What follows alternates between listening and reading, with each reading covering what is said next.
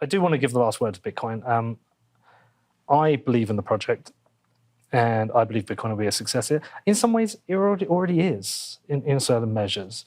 But I want to give you just the last words on this. It's like, what do you want to tell people about El Salvador?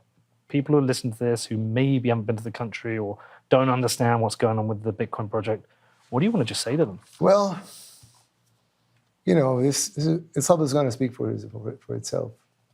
I mean, people are coming, people are watching, and you talk about the civil war, and the gangs, etc. And probably some informed people, they know about the civil war, etc. But most people, they were probably didn't even know where El Salvador was. No. In the map. Yeah. So when you say El Salvador was known for its civil war, I'm like, really? I mean, of course, very informed people about civil wars will be very informed about El Salvador civil war in the 80s. But most people wouldn't even know where El Salvador is in the map.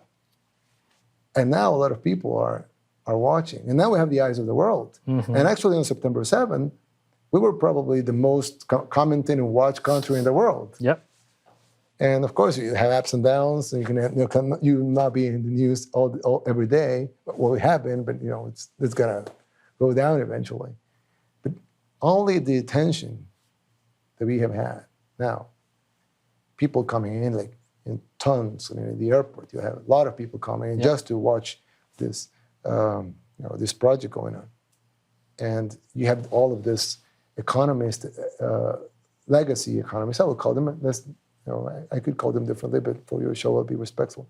You can call them what you want. No. I know, but all these legacy economists, because I don't want to generalize. There's some very bad people, but there's some good people. They just think different. Now, these legacy economists, they're very smart, most of them, but they're interested in El Salvador. They're commenting, they're writing about El Salvador. I mean, we have a net gain out of it, even the tax. I mean, all of this media, all these magazines, everything, they're writing articles, opinion pieces, they're writing essays. I mean, this never happened before. Never in El Salvador's 200-year history, you would have had this type of attention from the world. And of course, the project is not for attention of the world. It's an economic project. But one of the variables that you can now measure, it's huge attention from companies, from banks. I don't know if it's JP Morgan, they issued like their assess on El Salvador's rollout of Bitcoin. And they said like, okay, the app has some glitches in that, but that was expected. And JP Morgan is issuing because of a lot of their investors, they want to know what's happening, what's going on, and how is it going. So this whole thing, I mean, by itself, it would have been enough benefits, enough good things for the country.